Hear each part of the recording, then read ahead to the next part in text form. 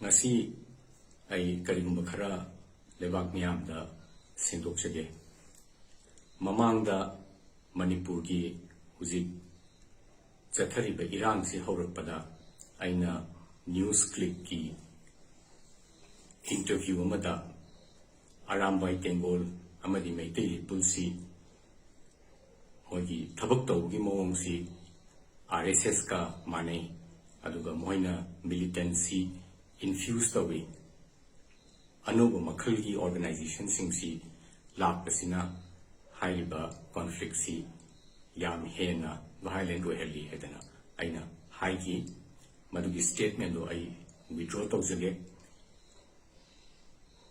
Arambai Tengol amadi Maitai Pulsi karino haiba ai matamduda moi chapchaba ai masak khangde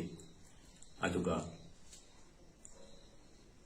adugi matungda aina haigiba statement da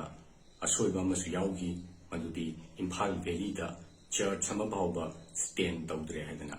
madusu lali Nagagi church me among ngasi baw stand tawi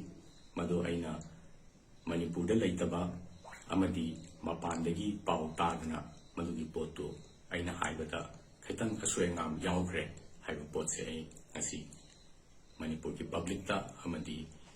aina nganglibada aranba yaugibasingdu ai isana madu soidre hedana ai haijeri